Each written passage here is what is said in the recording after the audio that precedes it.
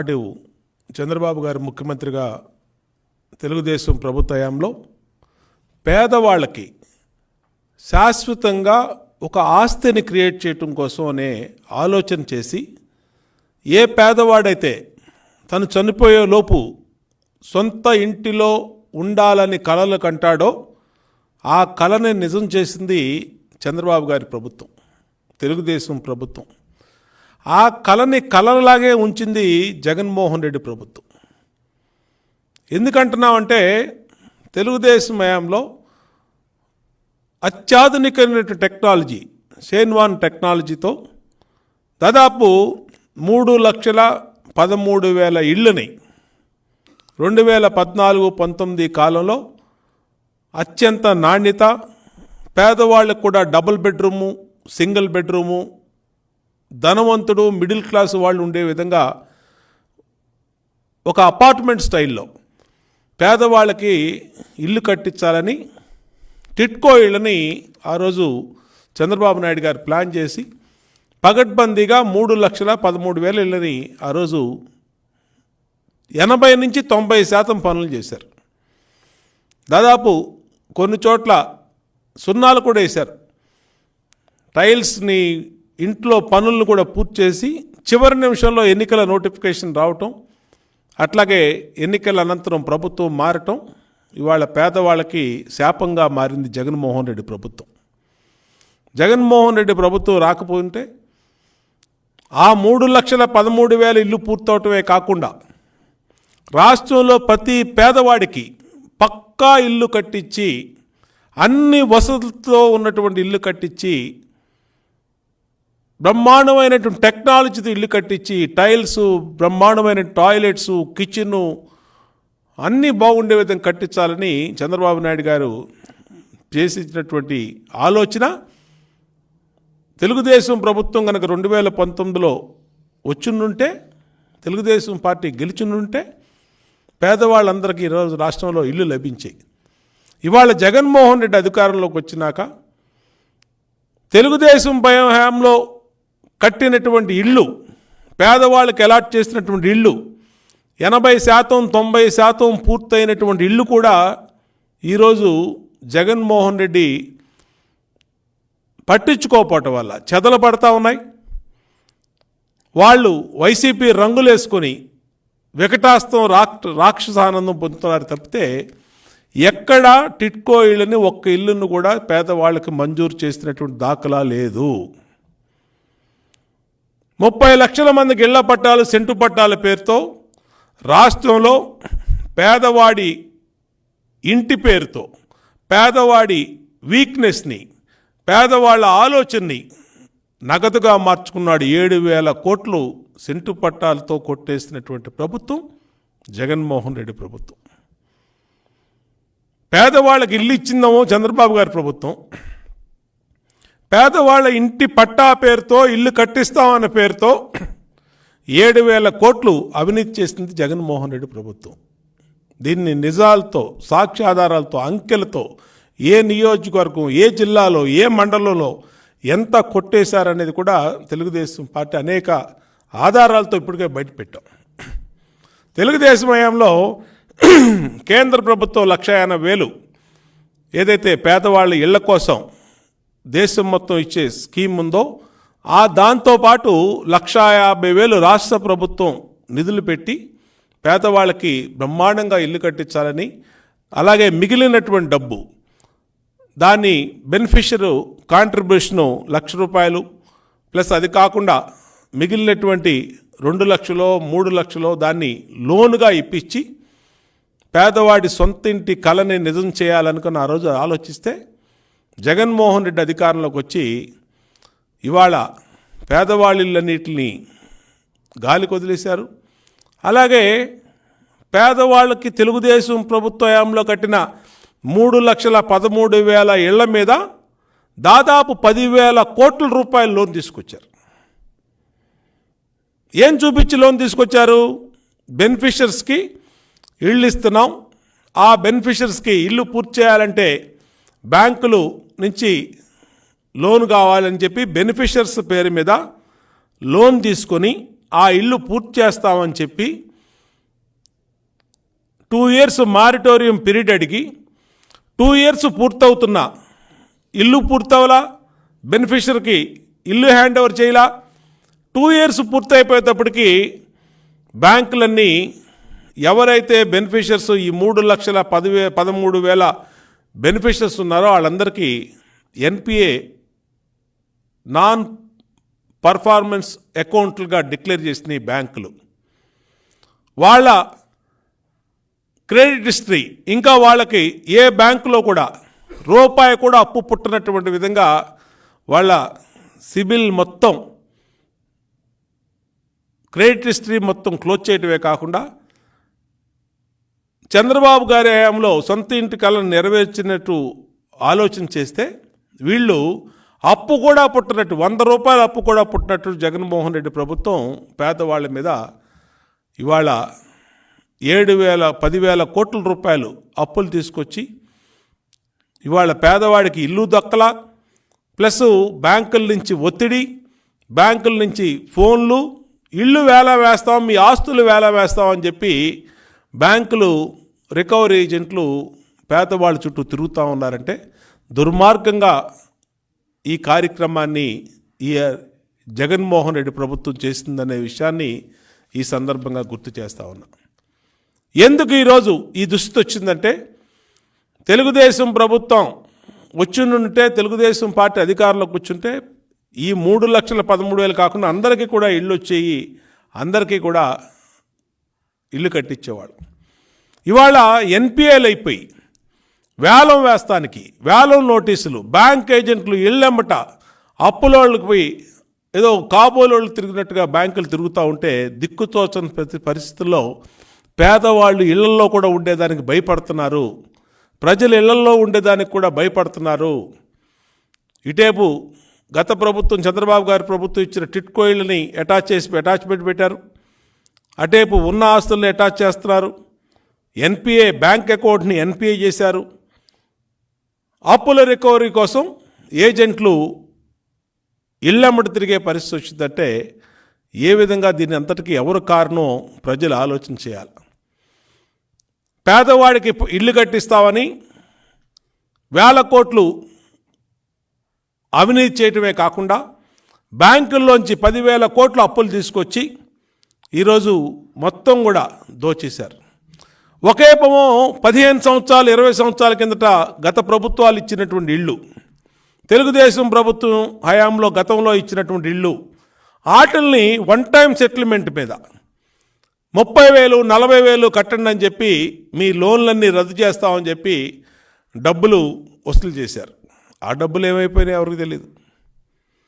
ఇవాళ రాష్ట్రంలో పేదవాళ్ళకి సెంటు పట్టా అని చెప్పి కొండ గుట్టల దగ్గర, శ్మశానాల దగ్గర, చెరువుల దగ్గర, ఊరికి దూరాన ఎక్కడా వినియోగంలోని భవిష్యత్తులో కూడా వినియోగంలోకి వచ్చే పరిస్థితి లేనటువంటి భూముల్ని ఈరోజు జగన్మోహన్ రెడ్డి ప్రభుత్వం సెంటు పట్టాలు ఇచ్చి మొత్తాన్ని ఊర్లు నిర్మిస్తున్నామన్నారు, కాలనీలు నిర్మిస్తున్నామన్నారు. పేదవాళ్ళందరికీ ఇల్లు అనేది ఎవరు ఇల్లు రాని వాళ్ళు లేకుండా చూస్తామని చెప్పి ఆర్భాటంగా ప్రకటించినటువంటి జగన్మోహన్ రెడ్డి ప్రభుత్వం ఈరోజు 4 సంవత్సరాల 8 నెలల పరిపాలన పూర్తయి ఇంకొక 3 నెలల్లో ఎన్నికలు వస్తున్నటువంటి తరుణంలో లెక్కేస్తే ఈ రాష్ట్రంలో 1000 మందికి కూడా ఇల్లు రాలేదు. జగన్మోహన్ రెడ్డి కట్టినటువంటి సెంటు పట్టాలు కానీ, గత ప్రభుత్వ హయాంలో పూర్తి చేసిన 90% 80% పూర్తయిన టిట్కో ఇళ్ళు కానీ పూర్తిగా నిర్వీర్యం అయిపోయి నాశనం చేశారు ఈ జగన్మోహన్ రెడ్డి వైసీపీ పరిపాలనలో. సమాధానం చెప్పాలి జగన్మోహన్ రెడ్డి ప్రభుత్వాన్ని ఈ సందర్భంగా నిలదీస్తూ ఉన్నాం. ప్రజలు కూడా ఆలోచన చేయాలి. ఏ ప్రభుత్వ హయాంలో మీకు మేలు జరిగింది, ఏ ప్రభుత్వం మీకు పక్కా ఇల్లు కట్టించాలని ఆలోచన చేసింది. ఇవాళ ఇన్ని విధాలుగా మోసం చేసినట్టు పేదవాడిని మోసం చేసినటువంటి జగన్మోహన్ రెడ్డి ప్రభుత్వం మళ్ళా ఈరోజు why not AP needs Jagan అని చెప్పి, వై ఏపీ నీడ్స్ జగన్ అని చెప్పి ఈరోజు అధికారుల్ని దుర్వినియోగం చేస్తూ ప్రజల్లోకి వస్తూ మళ్ళా మోసం చేస్తూ ఉన్నారు. ఇవాళ రాష్ట్రంలో ఉన్నటువంటి అధికార వ్యవస్థని, అధికారంలో ఉన్నటువంటి జగన్మోహన్ రెడ్డి మళ్ళా 25 సంవత్సరాలు జగన్మోహన్ రెడ్డి అధికారంలో ఉండాలంట. దానికి అధికారుల్ని, కలెక్టర్ని, ఆర్డీఓల్ని, ఎంఆర్ఓల్ని, రెవెన్యూ సిబ్బందిని, సచివాలయాన్ని, వాలంటీర్స్ని, విఆర్ఓల్ని ఏపీ నీడ్స్ జగన్ అనే కార్యక్రమంలో దుర్వినియోగం చేస్తూ ఉన్నటువంటి సందర్భం చూస్తూ ఉంటే ఎందుకు కావాలి జగన్మోహన్ రెడ్డి అని ఇవాళ ప్రజలందరూ నిలదీస్తూ ఉన్నారు. మంత్రుల్ని ఊర్లోకి రానిట్లా, ఏం అభివృద్ధి చేసావు, మా ఊరికి ఒక రోడ్డు వేసావా, ఒక పంపు ఇచ్చావా, ఒక ఇల్లు ఇచ్చావా, ఒక పెన్షన్ ఇచ్చావా, ఒక పథకం ఇచ్చావా, ఎందుకు నువ్వు వస్తున్నావని ఇవాళ ప్రజలు నిలదీసే పరిస్థితి వచ్చిందంటే ఈ రాష్ట్రంలో ఎంత దుర్మార్గమైన పరిపాలన 4 సంవత్సరాలు 8 నెలలు జగన్మోహన్ రెడ్డి పరిపాలనలో జరిగిందో కనపడతా ఉంది కళ్ళ కట్టినట్టు. రాష్ట్రంలో 175 నియోజకవర్గాల్లో కూడా ప్రజా వ్యతిరేకత విపరీతంగా కనపడతా ఉంది. అందరూ కూడా జగన్మోహన్ రెడ్డి పరిపాలన అసహించుకుంటా ఉన్నారు. ఒక్క ఛాన్స్ ఇవ్వండి, మీ జీవితాలను మారుస్తానని చెప్పి అధికారంలోకి వచ్చిన జగన్మోహన్ రెడ్డి కోలుకోలేనంత విధంగా పేద వర్గాల్ని మోసం చేశాడు. ప్రతి వాగ్దానం నవరత్నాలు అన్నాడు, నవమోసాలు చేశాడు. ఇళ్ళు అన్నాడు, అతను జోబులు నింపుకున్నాడు. 7,000 కోట్ల రూపాయలు పేదల ఇల్లు పేరు మీద కొట్టేసి, టిట్కో ఇళ్ల మీద 10,000 కోట్ల అప్పులు తీసుకొచ్చి ఈరోజు 10,000 కోట్లు ఎవరి జోబుల్లోకి వెళ్ళిపోయినా తెలియదు. పేదవాళ్ళందరికీ నోటీసులు, పేదవాళ్ళందరికీ వేధింపులు, పేదవాళ్లకు ఉన్నటువంటి 30 గజాలు 20 గజాలు ఇల్లు కూడా జప్తుల్లోకి వెళ్ళిపోయి ఇవాళ టిట్కో ఇళ్ళు కూడా వేలం వేసే పరిస్థితికి వచ్చిందంటే ఈ జగన్మోహన్ రెడ్డి ఎంత దుర్మార్గంగా ఈ రాష్ట్రంలో ప్రవర్తించాడో, ఈ పరిపాలన చేశాడో అర్థమవుతుంది. అర్థం చేసుకోవాలని విజ్ఞప్తి చేస్తూ ఉన్నాం. ఒకవైపు అంతు లేకుండా అవినీతి చేశారు, ఇసుకను దోచుకున్నారు, లెక్కను దోచుకున్నారు, కరెంటు ఛార్జీలను విపరీతంగా పెంచారు. ఇన్ని రకాలుగా ప్రజల మీద భారం వేసి, చెత్త పన్నులు, ఇంటి పన్నులు, ఇన్ని రకాలుగా భారం వేసి ప్రజలకి సంబంధించినటువంటి ఒక్క మేలు కూడా చేయనటువంటి ప్రభుత్వం ఏదైనా ఉందంటే జగన్మోహన్ రెడ్డి ప్రభుత్వం. ఈ జగన్మోహన్ రెడ్డి ప్రభుత్వం మళ్ళీ ఏపీ నీడ్స్ జగన్ అని అధికారులని దుర్వినియోగం చేస్తూ ప్రజల్లోకి పార్టీ ప్రచారానికి, తన సొంత వైసీపీ పార్టీ ప్రచారానికి అధికారంలో ఉపయోగిస్తుందంటే ఏ విధంగా ఈ రాష్ట్రంలో పరిపాలన కొనసాగుతూ ఉంది? వ్యవస్థలన్నీ ఆలోచన చేయాలి. రాజకీయ పార్టీలు రాజకీయం చేయాలి, రాజకీయ పార్టీలు అధికారులను అడ్మినిస్ట్రేషన్ చేయాలి. ఇక్కడ అధికారుల్ని రాజకీయ పార్టీలు ప్రచారానికి ఆంధ్రప్రదేశ్లో ఉపయోగించుకుంటూ ఉన్నారంటే, ఏ విధంగా ప్రభుత్వ ధనాన్ని దుర్వినియోగం చేస్తూ ఉన్నారంటే, కోట్ల రూపాయల ప్రజల డబ్బుని రాజకీయ పార్టీ వైసీపీ ప్రచారానికి ఉపయోగించుకుంటా ఉన్నారంటే ఏ విధంగా జరుగుతూ ఉంది? చెయ్యని పథకాల్ని చేసినట్టుగా సాక్షిలో ఇష్టారీతిన అడ్వర్టైజ్మెంట్లు వేసుకుంటూ ఇవ్వని పథకాల్ని, ఇవ్వని డబ్బుల్ని ఇచ్చినట్టు చూపిస్తూ, ఇవ్వని పథకాలను ఇచ్చినట్టు అమలు చేసినట్టు చూపిస్తూ కాలనీలు నిర్మిస్తాం, ఊళ్ళు నిర్మిస్తామని ఓకదంపుడు ఉపన్యాసాలు ఇచ్చినటువంటి జగన్మోహన్ రెడ్డి వైసీపీ ప్రభుత్వం 4 సంవత్సరాలు 8 నెలల పరిపాలన తర్వాత ప్రజలకు సమాధానం చెప్పాలి. నువ్వు ఎన్నిళ్ళు కట్టావు ఈ రాష్ట్రంలో? గతంలో పూర్తి చేసినటువంటి 80% పూర్తి చేసిన టిట్కో ఇళ్ళు ఎందుకు ఇవ్వలేకపోయావు? ఈ టిట్కో ఇళ్ళ మీద బెనిఫిషియర్స్ పేరు మీద 10,000 కోట్లు అప్పులు తీసుకొచ్చి ఎవరి జోబుల్లోకి వెళ్ళిపోయినాయి 10,000 కోట్లు? సెంటు పట్టా మీద 7,000 కోట్లు కొట్టేసినటువంటి జగన్మోహన్ రెడ్డి ఇవాళ దానికి మెరకేయటానికని, దానికి లెవెలింగ్ చేయటానికని గ్రావెల్ మాఫియాని ప్రోత్సహించి కొండలు మింగేసినటువంటి నాయకులు వైసీపీ నాయకులు, మంత్రులు, ఎమ్మెల్యేలు ఒక మాఫియాగా ఏర్పడి మొత్తం రాష్ట్రాన్ని ఇష్టారీతను దోచుకున్నారనేది రోజు పత్రికల్లో, టీవీల్లో, ఎలక్ట్రానిక్ మీడియాలో కథనాలు, సాక్ష్యాధారాలు వస్తున్నాయంటే ఏ విధంగా ఈ రాష్ట్రం దెబ్బతింది, ఏ విధంగా అంతులేని అవినీతి జగన్మోహన్ రెడ్డి పరిపాలనలో జరిగింది అనేది వాళ్ళ ప్రజలందరూ గమనించాలా. అందుకనే అందరూ కూడా ఆలోచన చేస్తూ ఉన్నారు. ఇక ఈ ప్రభుత్వానికి ఒక్కరోజు కూడా పరిపాలించే అర్హత లేదు. ఎంత త్వరగా ఈ ప్రభుత్వాన్ని ఇంటికి పంపుదామని ప్రజలు నిర్ణయించుకున్నటువంటి దశలో జగన్మోహన్ రెడ్డి ప్రభుత్వం ప్రజలకి జవాబు చెప్పాలి. బెనిఫిషరీల పేరుతో కొట్టేసినటువంటి బ్యాంకు లోన్లు తీసుకున్న 10,000 కోట్లు మారిటోరియం పీరియడ్ అయిపోయినటువంటి సందర్భంలో అర్హులందరికీ ఇల్లు పూర్తి చేసి ఇవ్వాలి.